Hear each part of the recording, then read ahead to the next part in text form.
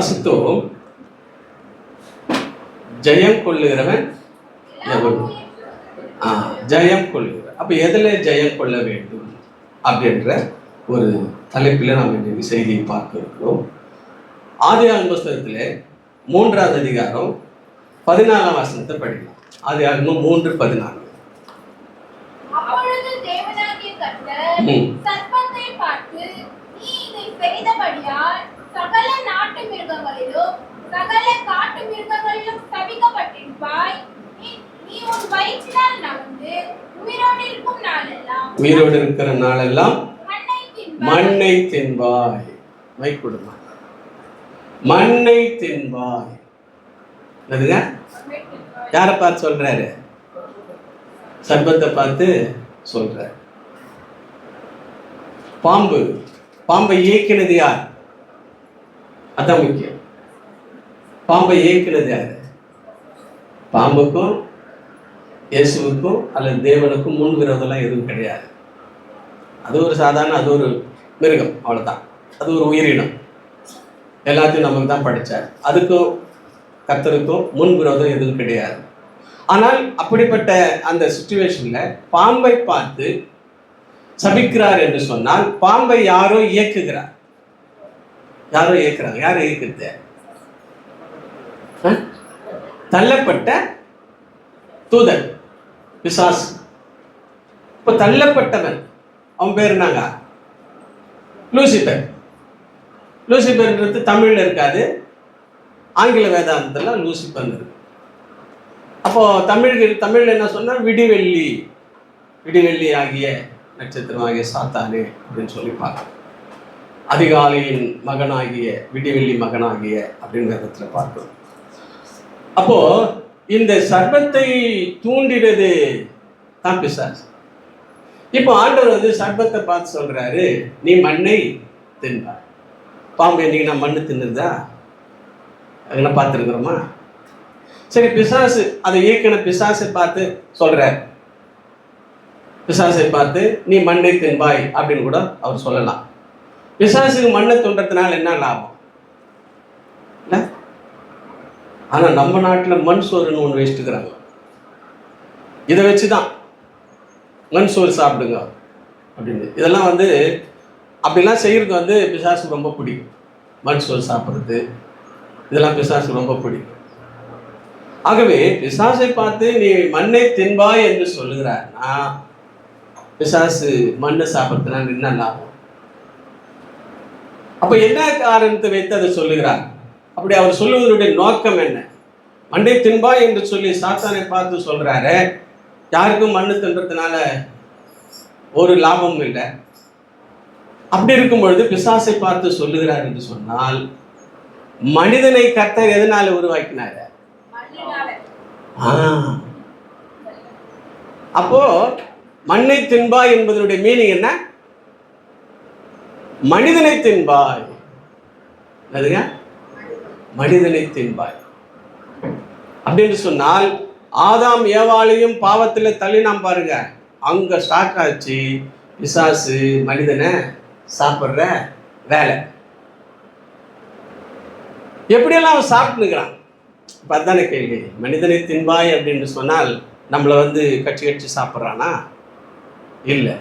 அப்போ எப்படி சாப்பிடுகிறான் அப்படின்னு சொல்லி பார்க்கும் பொழுது, நமக்கு பலவிதமான கஷ்டங்களை கொடுக்கறதன் மூலம் அவன் சந்தோஷம் அடைகிறான் பாருங்க.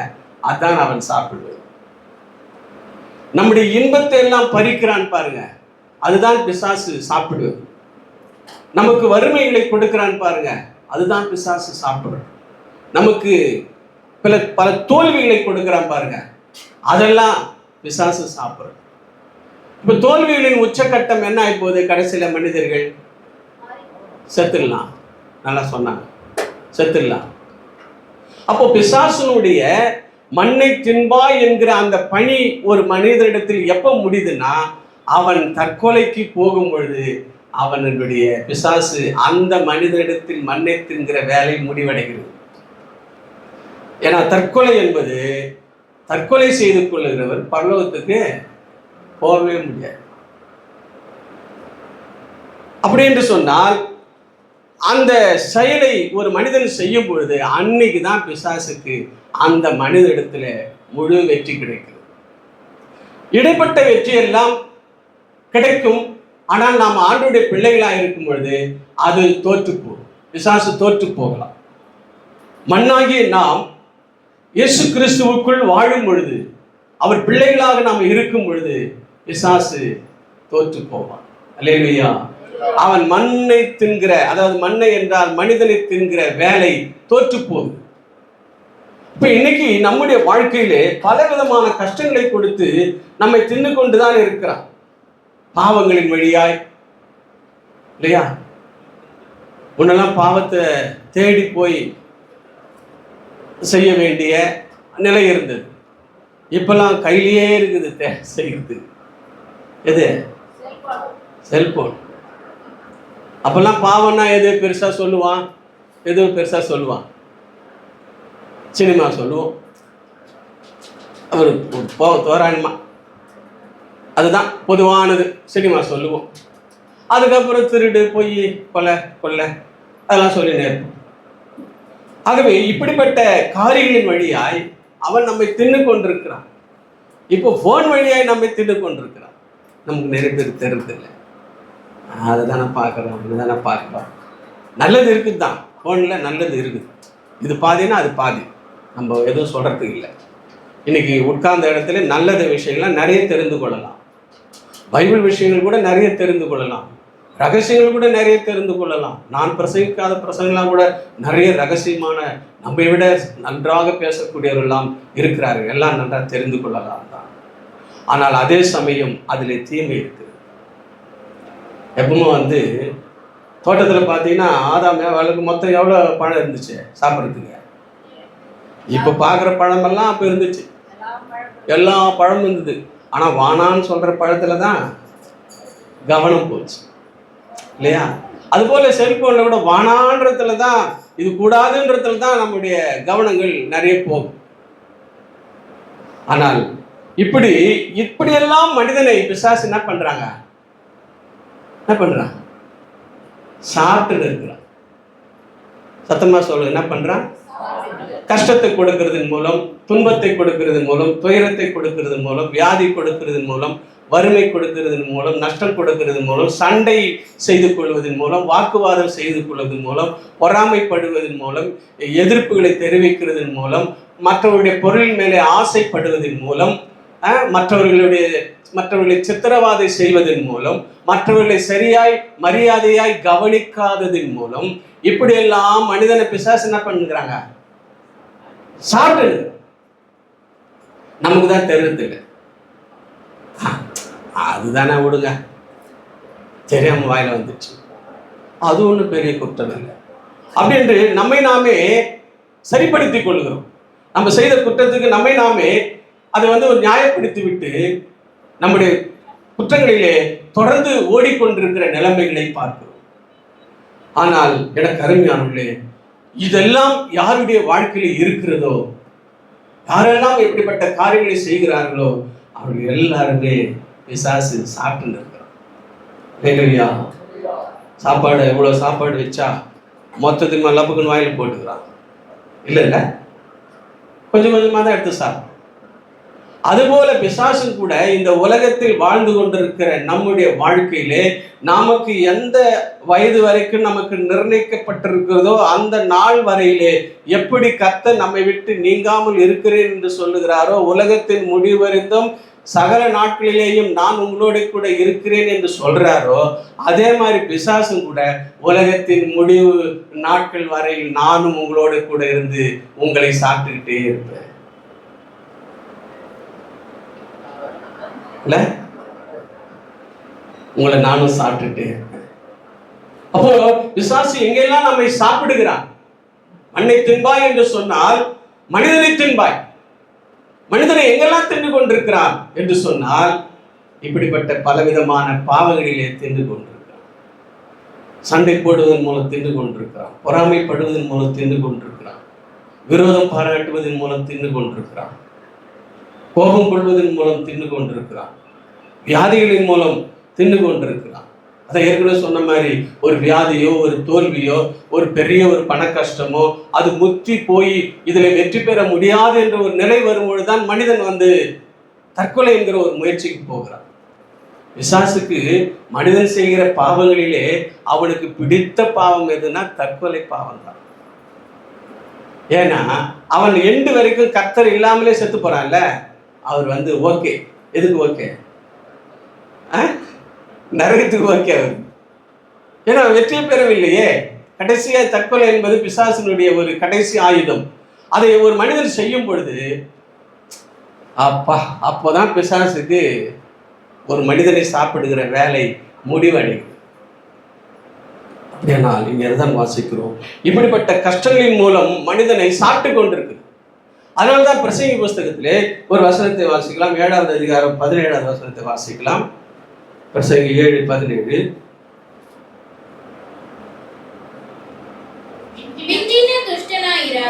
மிஞ்சின கெட்டவனாயிராதே, அதிக முட்டாளாக இராதே, உன் காலத்துக்கு முன்னாடி நீ ஏன் சாக வேண்டும். சில நேரங்களில் மனிதன் அப்படி நிலைமை மாறும் பொழுது தன் காலத்துக்கு முன்னாடியே செத்துடுறாங்களாம். தன் காலத்துக்கு முன்னாடியே சாவுறது என்பதுதான் தற்கொலை. அப்ப தன் காலம் என்பது கர்த்தர் ஒரு காலத்தை நிர்ணயித்திருக்கிறார். அப்ப மரணம் என்பது மனிதனுக்கு தானாய் வர வேண்டும். எப்படி வர வேண்டாம்? நானாய் வர வைத்துக் கொள்ளக்கூடாது, தானாய் வர வேண்டும். அப்போ வாழ்க்கையிலே எவ்வளவு பிரச்சனைகள் இருந்தாலும், எவ்வளவு போராட்டங்கள் இருந்தாலும், இதெல்லாம் சாத்தான் கொண்டு வருகிற பிரச்சனைகள், இதெல்லாம் சாத்தான் கொண்டு வருகிற போராட்டங்கள், எப்படியாவது அவன் தனக்கு சொந்தமாக்கி கொள்ள என்னிடத்திலே முயற்சி எடுத்துக் கொண்டிருக்கிற முயற்சிகள். ஆகவே இந்த முயற்சிக்கு நான் வாய்ப்பளிக்க முடியாது, இந்த முயற்சியிலே நான் தோற்று போக முடியாது, இந்த முயற்சியிலே அவனை ஜெயிப்பதற்கு இடம் கொடுக்க மாட்டேன் என்று நிலையாய் நிற்கிறவர்கள் தான் சாத்தான் வாய்க்கு அகப்படாதவர், சாத்தான் சாப்பிடுவதற்கு வாய்ப்பளிக்காதவர். அல்லேலூயா சொல்லலாமா? ஆகவே என்னுடைய வாழ்க்கையிலே கூட எப்படிப்பட்ட ஒரு தாழ்வான நிலைமையில் வந்தாலும், தனிமை என்கிற சூழ்நிலை கூட வந்தாலும், யார் என்னை வெறுத்தாலும், யார் என்னை புறமாக்கினாலும், யார் என்னெல்லாம் மதிக்க வேண்டும் என்கிற நிலையில் மதியாமல் போனாலும், இவர்களா இப்படி செய்கிறார்கள் என்கிற நிலைமை நமக்கு இருந்தாலும் கூட சாத்தானுக்கு நாம இடம் கொடுக்கவே கூடாது, சோர்ந்து போகவே கூடாது, திட்டவே கூடாது, கோபித்துக் கொள்ளவே கூடாது. இதெல்லாம் சின்ன சின்ன சாப்பிட்றோம். நமக்கு இதில் ஸ்நாக்ஸ்ன்னு சொல்கிறோம்ல, அது மாதிரி பிசாசு கூட ஸ்நாக்ஸ் இருக்கு. அல்லேலூயா. ஒயிட் ரைஸ் சொல்கிறேன்ல, அது மாதிரி பிசாசு ஒயிட் ரைஸ். பிரியாணி சொல்கிறோம் பாருங்க, அது மாதிரி பிசாசுக்கு பிரியாணி. அப்போ எதெல்லாம் உயர்தர உணவோ அதெல்லாம் உயர்தரமான சோதனைகளை பிசாசு நமக்கு கொடுக்கறது தான் அவனுக்கு உணவு. சாப்பாட்டுல எது ஹையஸ்ட் சாப்பாடு? பிரியாணி. அதுதான் தற்கொலை பிசாசு. நம்ம தற்கொலை செய்து கொண்டால் பிசாசுக்கு மான் கறி பிரியாணியா, இல்லை ஆட்டுக்கறி பிரியாணியா, இல்லை வேற என்ன பிரியாணி? உயர்தரமான மிருகங்களுடைய இல்லையா, அதை சாப்பிட்டோமே. எறா பிரியாணி, சொரா பிரியாணி இல்லையா, இதெல்லாம் அப்படிப்பட்ட உணவு போன்றது தற்கொலை என்கிற. அதனால இங்க பிரசங்கில வாசிக்கிறோம், உன் காலத்துக்கு முன்னாடி நீ ஏன் சாவு. அப்ப நமக்கு மரணத்துக்கு என்று ஒரு காலம் இருக்கிறது. அதுக்கு முன்னாடி சாவரன்னு சொன்னா மனிதனாய் தன்னுடைய மரணத்தை தெரிந்து கொள்வது. ஆகவே அப்படிப்பட்ட ஒரு வாழ்வுக்கு நம்மை விட்டு கொடுக்கவே கூடாது. அல்லேலூயா, அல்லேலூயா. அதுதான் பிசாசு அந்த எல்லைக்கு போக வேண்டும் என்று சொல்லிதான், அதை எப்படியாவது மனிதன் பிடித்துக் கொள்ள வேண்டும் என்று சொல்லிதான், அதை எப்படியாவது அவன் செய்துவிட வேண்டும் என்று சொல்லிதான் அப்பப்போ நமக்கு ஸ்நாக்ஸ் மாதிரி சோதனைகள் வரும். டீ மாதிரி, டீ சாப்பிட்ற மாதிரி, பிசாசு டீ சாப்பிட்ற மாதிரி நமக்கு சின்ன சின்ன கஷ்ட பலவீனங்கள் வரும், சின்ன சின்ன நோய்கள் வரும், சின்ன சின்ன மன கஷ்டம் வரும், சின்ன சின்ன நஷ்டம் வரும், சின்ன சின்னது நடக்காமல் போகலாம். அது என்னன்னா உங்களை சாப்பிடணும். இயேசுவை நீங்கள் வெறுப்பது கூட சாத்தான் உங்களை சாப்பிட்ற மாதிரி தான். எனக்கு என்னத்தை செஞ்சுட்டாரு அப்படின்னு சொல்றது கூட தான் சாத்தானு நம்மளை சாப்பிட்ற மாதிரி. தான் மண்ணை தின்பாய் என்றால் மண்ணை தின்பதல்ல, மனிதனை தின்பார். இந்த உலகத்திலே, இந்த மண்ணறைக்குள்ளே, இந்த மண்ணுக்குள்ளே மூச்சு இருக்கும் வரையில் பிசாசு நம்மளை சாப்பிடுவதற்கு முயற்சி எடுத்துக்கொண்டே தான் இருப்பான். அது டீன்னு சொல்லலாம், அது பஸ்தனின்னு சொல்லலாம், அது சுக்காப்பின்னு சொல்லலாம், அது ஸ்நாக்ஸ்ன்னு சொல்லலாம், அது சுண்டல்னு சொல்லலாம், அது ஏதாவது ஒரு ட்ரிங்க்ஸ்ன்னு சொல்லலாம், அது ஏதோ ஃபுட்டுன்னு சொல்லலாம், இட்லின்னு சொல்லலாம். இப்படி நம்ம ரகரகமாய் உணவுப் பொருட்களிலே நாம சாப்பிடுவது போல பிசாசும் கூட நம்மை ரகரகமாய் சாப்பிட்டு கொண்டே தான் இருப்பான். சின்ன சின்ன பிரச்சனைகள் வந்து கொண்டே தான் இருக்கும், சின்ன சின்ன வேதனைகள் வந்து கொண்டே தான் இருக்கும். இதெல்லாம் ஏதோ கர்த்தர் நம்மளை வெறுக்கிறாரு, கர்த்தர் நம்மளை கைவிட்டுட்டாரு, அவருக்கு நம்ம மேல அக்கறை இல்லை, அவர் நம்மளை கண்டுக்கல, அவருக்கு எனக்கு ஏதோ ஆகலை, எனக்கு அவருக்கு ராசி இல்லை அப்படின்லாம் நினைக்க கூடாது. இதெல்லாம் அவரை விட்டு பிரிப்பதற்கான பிசாசின் செயல். நம்மை கொஞ்சம் கொஞ்சமா சாப்பிடும். அதான் ஏதோ சொல்றேன், ஸ்லோ பாய்சன் சொல்லி இருக்கிறதுலேயே பிசாசு தான் உண்மையான ஸ்லோ பாய்சன். அந்த ஸ்லோ பாய்சனுக்கு இடம் கொடுக்க கூடாது. ஹல்லேலூயா. அந்த சின்ன சின்ன சோதனைகளுக்கு, சின்ன சின்ன பாவங்களுக்கு நம்ம இடம் கொடுக்க கூடாது. கர்த்தருடைய பிள்ளைகளாய் நம்ம பரிசுத்தமாய் உண்மையாய் இருக்க வேண்டும். அதுதான் நம்ம சங்கீதங்களின் புஸ்தகத்திலே 119வது சங்கீதத்தில் 11ஆம் வசனத்தை படிக்கலாம். 119 வசனம் 11. நான் உமக்கு விரோதமாய் பாவம் செய்யாதபடிக்கு உமது வாக்கை என் இருதயத்தில் வைத்து வைத்தேன். என்ன சொல்லுகிறது? நான் கர்த்தராகிய உமக்கு விரோதமாய் பாவம் செய்யாதபடிக்கு உம்முடைய வாக்கு, வாக்கு என்றால் வசனம், வசனத்தை என் இருதயத்திலே வைத்து வைத்தேன். வைத்தேன் என்று சொல்லவில்லை, வைத்து வைத்தேன் அப்படின்னு சொல்லு.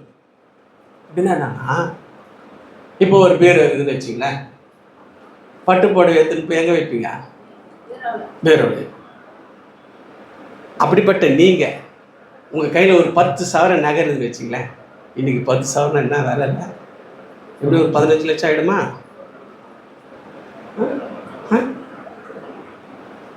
10,000 நகையை எடுத்துட்டு போய் எங்க வைப்பீங்க? நல்லா சொன்னா பாரு, லாக்கர் இல்லை, சேஃப்டி லாக்கரு.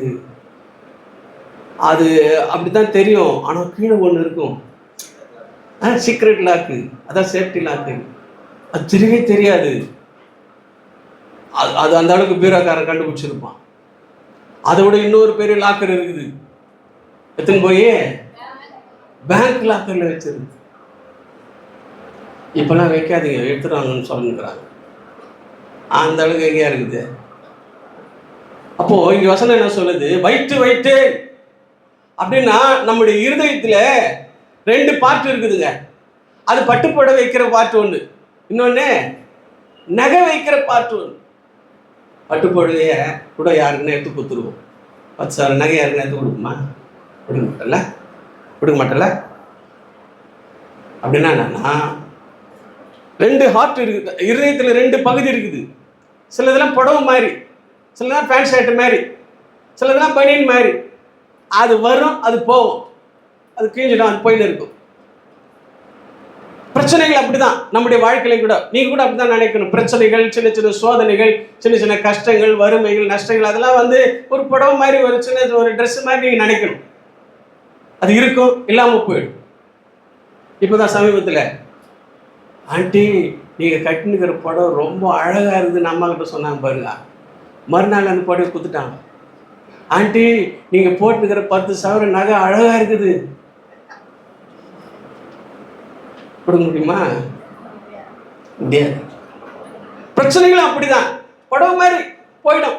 அதெல்லாம் மனசுல வச்சுட்டு அழுத்திட்டு அதை அப்படியே நினைச்சிட்டு அதை வச்சு கரம் வச்சுட்டு நான் இப்படி ஆயிட்டேனே, நான் இப்படி ஆயிட்டேனே, எனக்கு இப்படி ஆயிடுச்சு, இப்படி ஆயிடுச்சு என்றெல்லாம் நாம் நினைத்து கொண்டு வாழ்ந்து கொண்டு இருக்க கூடாது. நமக்கு முக்கியம் தங்கம். எது? வசனம், இயேசு. அதை சொன்ன இயேசு, அவர்தான் தங்கம். அல்லேலூயா. அதனாலதான் அங்க தாவீது சொல்றாரு, அவருடைய வார்த்தையை என் இருதயத்திலே வைத்து வைத்தேன். வைத்து என்பது புடவையும், வைத்து வைத்தேன் என்பது நகையை குறிக்குது. நகையை அனாவசியமாக கொடுக்க மாட்டோம். 99.9% கூட நகை என்ன பண்ண மாட்டான், கொடுக்க மாட்டான். அப்போ ஆண்டவர் அதான் சொல்றாரு, அப்படி உங்களுடைய இருதயத்துல நிரந்தரமா இருக்க வேண்டியது என்ன? வசனம். சில நேரங்களில் பிரச்சனைகள் வரும், அதை மேல் ஆற்றிலே வச்சு அப்படி தூக்கி போட்டு அப்படி விசிரிச்சுட்டு அதை உதறி போட்டு போயிட்டே இருக்கும். அல்லேலூயா சொல்லலாமா? அல்லேலூயா. அதுதான் கர்த்தர் நம்மிடத்தில் எதிர்பார்க்கிறார். இப்படிப்பட்ட காரியங்களை கொடுப்பதன் மூலம் பிசாசு நம்மை தின்னுவதற்கு அவன் பிரயாசம் எடுத்துக்கொண்டே இருப்பான். கடைசி வரைக்கும் அவன் பிரயாசம் எடுத்துக்கொண்டே இருப்பான். பிசாசு தோற்று போனவன் என்று அவனுக்கு தெரியும். நம்மெல்லாம் அந்த அந்த ஒரு கேம்ல இறங்கின பிற்பாடு தான் தோக்கிறோமா ஜெயிக்கிறோமா, அது லாஸ்ட் டைம் வரைக்கும் நமக்கு தெரியாது. ஆனா பிசாசுக்கு ஆல்ரெடி ஃபிக்ஸ் பண்ண ஒரு செயல் என்னன்னா, அவன் தோற்று போகிறவன் தான். அல்லேலூயா. தான் தோற்று போனவன், தோற்று போகிறவன் என்று பிசாசுக்கு தெரிந்தும் கூட முயற்சியை விடுவதில்லை இல்லையா? அதுபோல நம்முடைய வாழ்க்கையிலே கூட பிசாசுக்கு நாம் இடம் கொடாமல் பரிசுத்தத்திற்கான முயற்சியிலே தொடர்ந்து நாம் ஓடிக்கொண்டே இருக்க வேண்டும். அல்லேலூயா, அல்லேலூயா. ஆகவே அப்படி நம்மை அவன் தின்பதற்கு அவன் ஆசை கொண்டவன், தின்னணும். அதான் ஆதியாகமத்தில் வாசித்தோம். சர்பத்தை பார்த்து என்ன பண்றாரு? சபிக்கிறார். சர்பம் அது சர்பத்தின் வழியாய் பிசாசு நம்மளை தின்ன ஆரம்பித்தான். அப்போ பாம்பா இருக்குது. ஏசாயா சொல்றாரு, ஏசாயா புஸ்தகத்துல 27வது அதிகாரம் 1ஆம் வசனத்தை படிக்கலாம். ஏசாயா 27:1.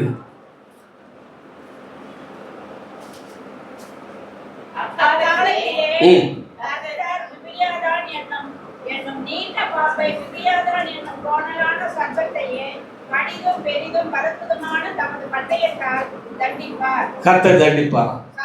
அங்க சர்ப்பம் சொல்லப்பட்டுச்சு, இங்க என்ன சொல்லப்படுது?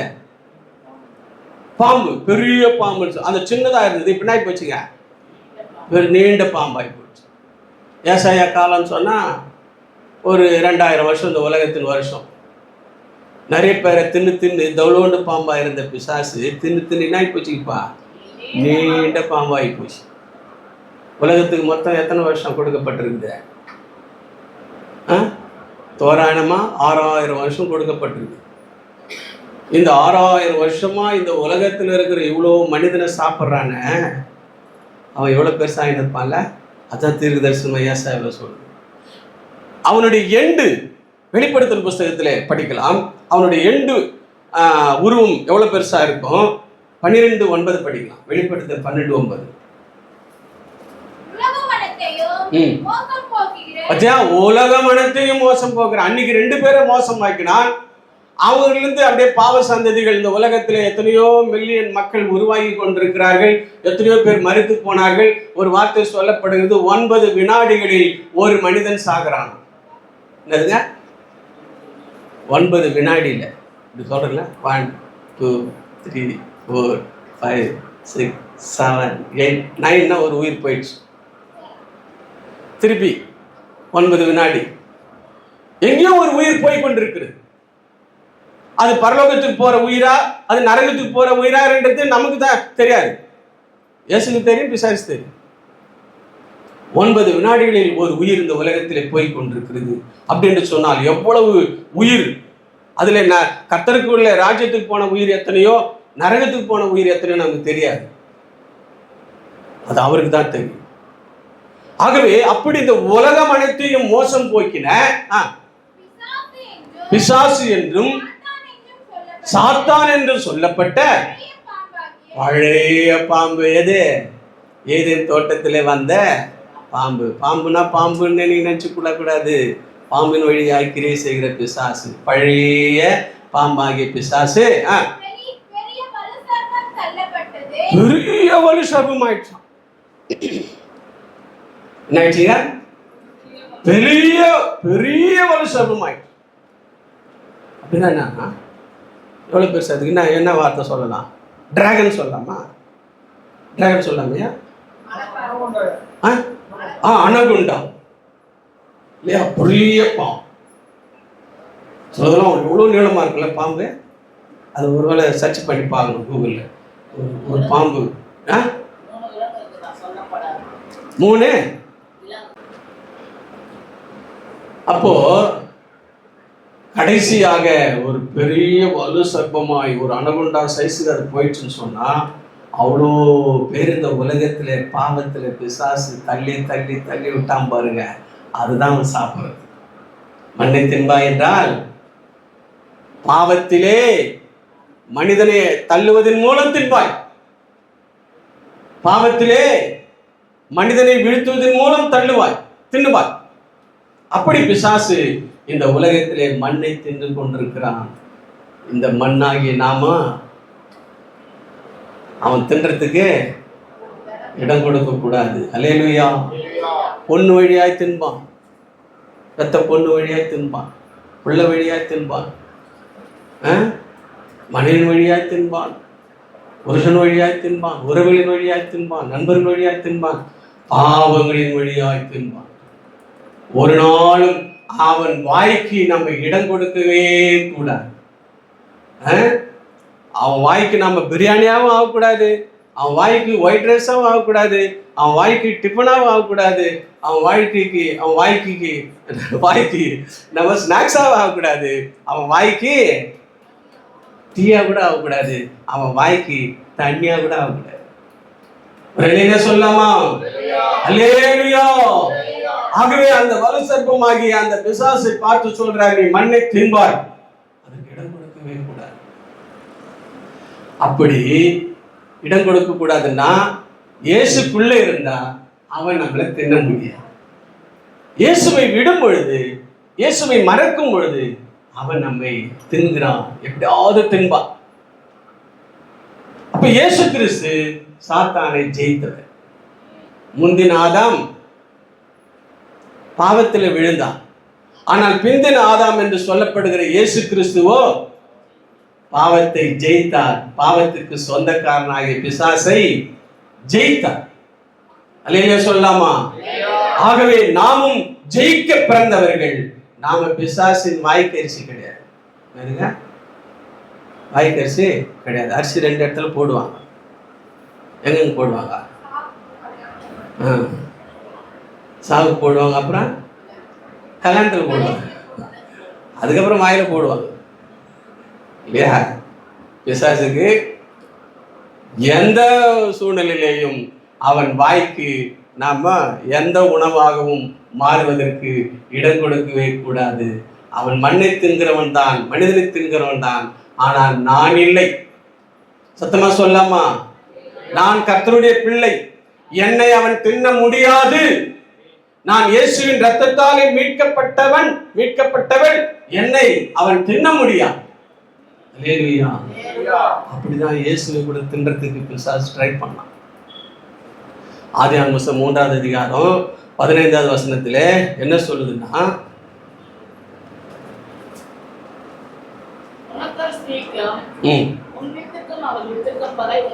பகை உண்டாக்குவே. அப்போ பிசாசு சர்ப்பத்தின் வழியாய் கிரியை செய்த பிசாசுக்கு அவனை என்னுடைய குமாரன் தோற்கடிப்பார் என்று சொல்லி தீர்க்க தரிசனமாய் உரைக்கப்பட்டது பாருங்க, ஸ்திரீ. அப்ப பிசாசு, ஓ இயேசு பிறந்து என்னை ஜெயிக்க போறாரா, அந்த ஸ்திரீ யார், அந்த ஸ்திரீ யார், அந்த ஸ்திரீ யார் என்று சொல்லி பிசாசு ஒரு 2000 வருஷமா தேடிக்கிட்டே இருக்கிறான். ஓ ஆண்டவர் தெரிஞ்சு போச்சு, அந்த ஸ்திரீயின் இடத்திலிருந்து பிறக்க போகிற குழந்தையை சாகடிக்க போகிறான் என்று தெரிந்து கொண்டு அந்த தீர்க்க தரிசனத்தை வேற மாதிரி அப்படியே திருப்புறாரு. என்ன திருப்புறாரு?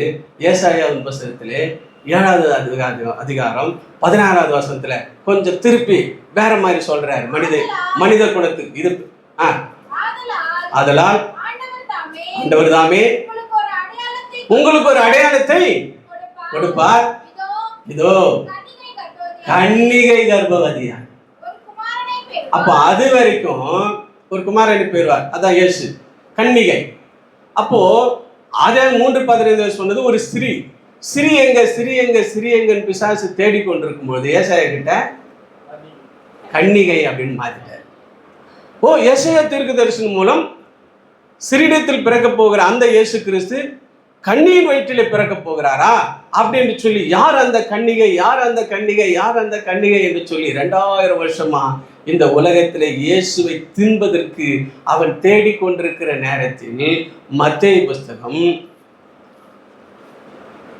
தேடிக்கொண்டிருக்கிற நேரத்தில் மத்தேயு அல்ல, சகரியாவின் புஸ்தகம் 9வது அதிகாரம் 9வது வசனத்தை படிக்கலாம்.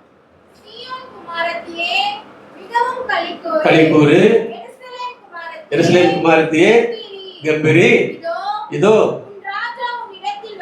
உன் ராஜாவாகிய இயேசுவின் இடத்திலே வருகிறார். அவர் நீதி உள்ளவர், அவர் எல்லாரும் ரட்சிக்கிறவர், அவர் எல்லாருக்கும் முன்பாக தாழ்மை உடையவர். அவரை போல தாழ்மை உடையவர் ஒருவரும் இருக்க முடியாது. கழுதையின் மேலும் கழுதை குட்டியாகிய மரியின் மேலும் ஏறி வருகிறவராய் இருக்கிறார். நாம் மரியாள் என்று கர்த்தர் பிரகடனம் செய்கிறார். மரியாளின் வழியா இயேசு பிறக்க போகிறார் என்று சொல்லப்படுகிற காலகட்டத்தில் இந்த தீர்க்கதரிசனத்தை பார்த்து அந்த காலத்துல நிறைய பேர் மரியான்னு தங்கள் பேரை வச்சுக்கினாங்களாம். நிறைய பேர் அவங்களுடைய பெற்றோர்கள் பெண் பிள்ளை பிறந்தால் மரியாள் என்று வைத்தார்களாம். ஏன்னா யூதர்கள், ஏன்னா மரியாள் கிட்ட தானே இயேசு பிறப்புன்னு சொல்லியிருக்குது தீர்க்க தரிசனம். அப்போ என் பொண்ணு பேர் மரியாள் இருந்தா என் பொண்ணு கிட்ட விட இயேசு பிறக்கலான்னு சொல்லி, அப்படி இயேசு என் குடும்பத்தில் பிறக்கணும், எனக்கு பெண்ணா எனக்கு என்னுடைய கர்ப்பத்தில் பிறக்க வேண்டும், என் மகளுக்கு பிறக்க வேண்டும் என்று சொல்லி அன்றைக்கு தங்களுடைய பிள்ளைகளுக்கு மரியாள் என்று பெயர் வைத்தார்களாம். இயேசு பிறப்பு எவ்வளவு மேன்மையானது இல்லை? மனிதனுக்கு இவ்வளவுனா பிசாசு என்ன பண்றான்? ஓஹோ, அவர் என்ன கன்னிகை இல்லையா, அவள் மரியாளா என்று சொல்லி, யார் அந்த மரியாள், யார் அந்த மரியாள், அந்த மரியாளிடத்தில் பிறக்க போகிற அந்த இயேசு கிறிஸ்து எப்படியாவது சாவிஷ்டனா இந்த மனித இனத்தையே நான் ஜெயிச்ச மாதிரி என்று சொல்லி, அப்படி இயேசு கிறிஸ்துவை சாகடிக்க யார் அந்த மரியாள், யார் அந்த மரியாள் என்று தேடிக்கொண்டிருக்கும் பொழுது டக்குன்னு ஏசப்பா தன்னுடைய தீர்க்கதரிசனம் மாத்துறாரு. மத்தேயு புஸ்தகம் 1வது அதிகாரம் 18ஆம் வசனத்தை படிக்கலாம். இயேசு கிறிஸ்துனுடைய ஜனனத்தின் பிறப்பின் விவரமாவது, அவருடைய தாயாகிய மரியாள் யோசேப்புக்கு நியமிக்கப்பட்டு விட்டாள்.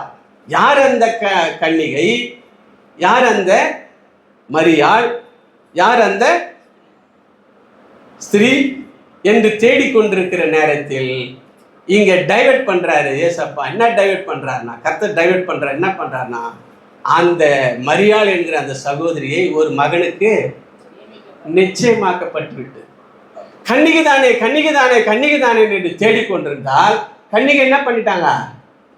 ஒருவருக்கு நிச்சயமாக்கப்பட்டிருந்தார். விவாகம் அல்ல, நிச்சயமாக்கப்பட்டிருந்தார். அப்போதான் யோசேப்பு கிட்ட சொல்றாரு. அப்போ அந்த நேரத்தில் மரியாள் கர்ப்பமாயிடுறாங்க.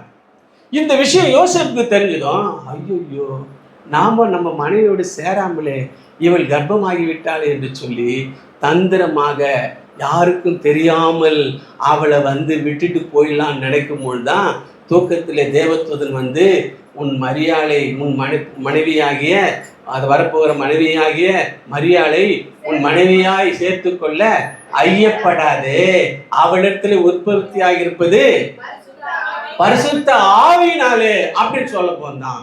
ஓ அப்படியே ஆண்டவரே, சரி சரி என் மனைவியை தள்ள மாட்டேன் என்று சொல்லி அவன் ஏற்றுக்கொள்கிறதை பார்க்கிறோம். இப்படியெல்லாம் பிசாசு தேடிக்கொண்டிருக்கும் பொழுது எப்படியாவது இந்த இயேசு கிறிஸ்து சாவற்றணும் சொல்லி 4000 வருஷமா ட்ரை பண்ணி பிசாசு ஜெயிக்கல. இயேசுவை சாகடிக்க போக முடியல, சிலுவை மரத்தில் ஏறுவதை தடுக்க முடியல, தீர்க்கதரிசனத்தை அழிக்க முடியல. அதே மாதிரி ஏசப்பா சிலுவையிலே மரித்து சாத்தானை ஜெயித்தார். ஹல்லேலூயா, ஹல்லேலூயா, ஹல்லேலூயா. ஆகவே இங்கே வேதவசனம் சொல்லுகிறது, பிசாசை பார்த்து சொல்றாரு, நீ மண்ணை தின்பாய் என்றால் மனிதனை தின்பாய். அந்த இயேசு கிறிஸ்துவை 4000 வருஷமா தின்ன பார்த்தான், முடியவில்லை. கர்த்தர் தம்முடைய தீர்க்க தரிசனத்தை நிறைவேற்றினாரு, நமக்கு ஜெயத்தை கொடுத்தாரு. அப்படின்னு சொன்னால் அந்த பிசாசு நம்மை கூட தின்ன முடியாது. அல்லேலூயா. மண்ணை தின்பாய் என்றால் இந்த மண்ணை பிசாசு தின்ன முடியாது. ஏனென்றால் நான் இயேசுவின் பிள்ளை, நான் இயேசுவின் இரத்தத்தால் மீட்கப்பட்டவன், இயேசுவின் இரத்தத்தால் மீட்கப்பட்டவன். அவருடைய பிள்ளையாய் இருக்கிறேன், அவர் நிழலில் இருக்கிறேன், அவருடைய சொந்த ஜனமாய் இருக்கிறேன். என்னை பிசாசு எந்த விதத்திலேயும் தின்னவே முடியாது. வெளியிலே சொல்லலாமா? அல்லேலூயா. ஆகவே எனக்கு அருமையானவர்களே, இந்த உலகத்தில் வாழும் நாட்கள் வரையில் பிசாசு தின்பதற்கு பிரயாசப்படுவான். ஆனால் தின்ன முடியாதபடிக்கு இயேசு ஜெயத்தை நமக்கு உருவாக்கி வைத்திருக்கிறார். ஆகவே அந்த ஜெயத்தின் வழியாய் அவன் தின்ன பார்க்கிற எந்த வழியிலேயும் நீங்கள் வாய்ப்பளிக்காமல் இயேசுவுக்காக உறுதியாய் நில்லுங்கள். பிசாசு உங்களை, மண்ணாகிய நம்மை தின்ன முடியாது. அல்லேலூயா. கண்களை மூடி ஆண்டவரை நோக்கி பார்க்கிறேன்.